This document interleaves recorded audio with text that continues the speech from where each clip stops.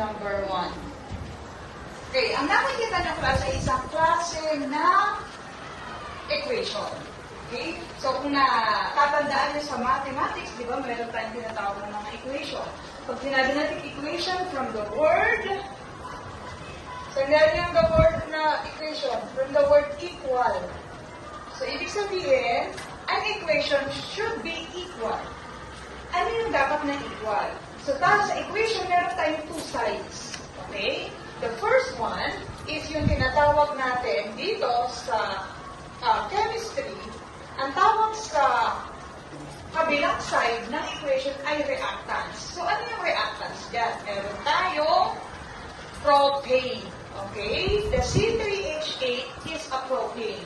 So, dahil pinuro ko yung nakaraan kung paano pakalanan, ang bawat compound, you should not read that as C3H8.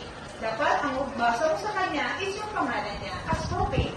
Kaya dapat alam kung paano pangalanan ang substance. Plus, meron tayo diyang oxygen gas. So, this is an oxygen gas. So, yung propane daw ay iminix or is pinagsama si propane at si oxygen gas, then ano magiging resulta? The arrow means yield. No? Ibig sabihin, ano yung na-produce nung pinagsama yung dalawang reactants? Sometimes you will be seeing a triangle there and you can read that as delta. Ibig sabihin, there is a change that had happened. Pwedeng ginamitan ng apoy, pwedeng kung ano man yung ginawa na proseso to combine them, no? And that means the other side of the arrow is now the product. Okay? Or the products.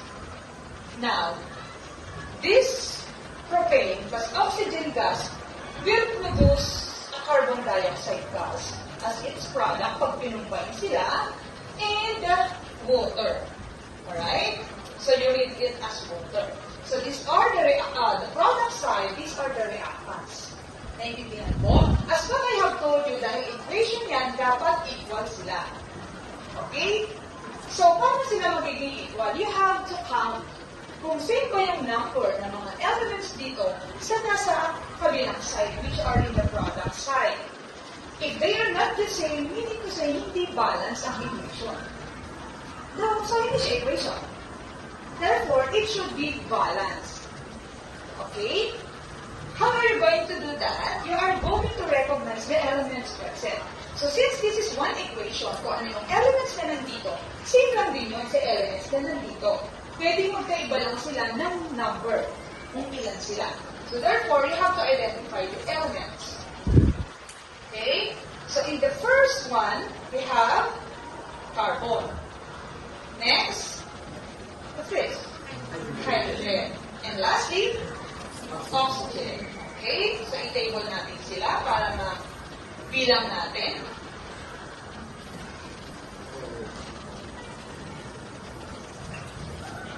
Okay? Divide natin na sa kabilang side ay meron tayong reactants at sa kabilang side meron tayong products. Okay? So, let's count the carbon. Ang carbon mo ay meron 3 na subscript. Ang ibig sabihin, pag may subscript na 3, ibig sabihin, that's 3 atoms of carbon. Okay? So, how many carbon do we have? We have 3. Sa other side, ilan ang carbon? Wala siyang subscript, automatically, ibig sabihin, ilan ang carbon? 1. We only have 1 carbon. Now, let's count the hydrogen. How many hydrogen? 8. Alright? Sa kabila, ilan ang hydrogen? 2. Alright? And lastly, the oxygen. 2. Sa kabilang side. 2 lang ba? Plus another 1 here. Pag plus, pinagsasama yung plus, ha?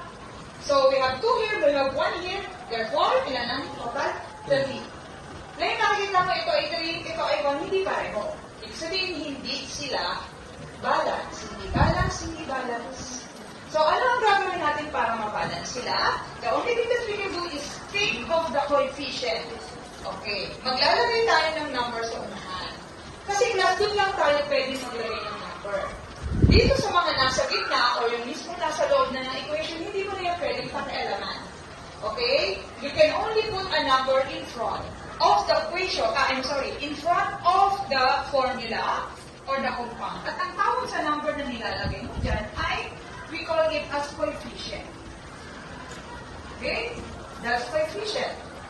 Now, first thing that you have to do is huwag ka munang magbabago doon sa malalaki. Kasi malalaki na yung number. This is like a mathematics. It's trial and error. Nag-iisip ka. Okay?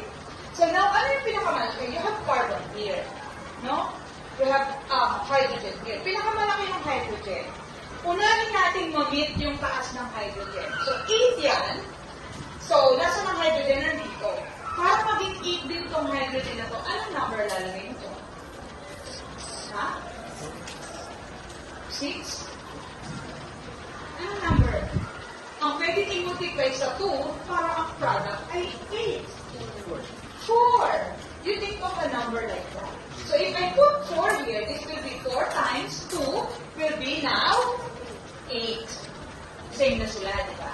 Pero dahil naglagay ka dyan ng 4, hindi lang siya mababago. Kasi may oxygen doon. So 4 times 1 is 4. Plus 2, 6 na ang oxygen mo. Balance ba? Hindi pa rin.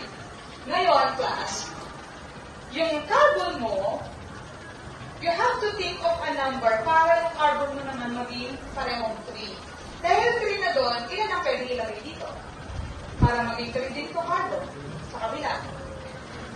Ha? 3. So, 3 and 3. Naglagay ako ng 3, naging 3. Kaya lang may oxygen K.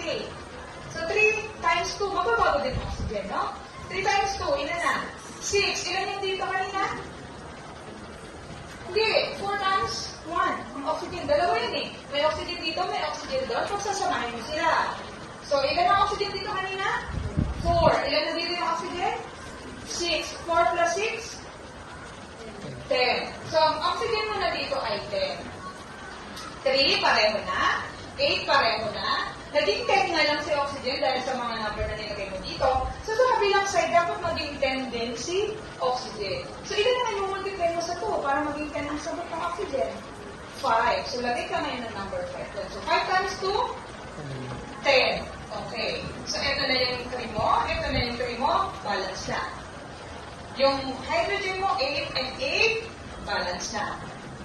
Yung oxygen mo, ay pareho ng 10, balance na. Para na-balance sila, ano yung mga inisip mong number? 5, nilagay mo sa O2. 3, nilagay mo sa carbon dioxide. At 4, nilagay mo sa water. Naintindihan po? Okay. So, that's how you're going to balance the equation. Now, I will give you chance. Ano na yung ayan. To try number 2. Okay? Ay na po.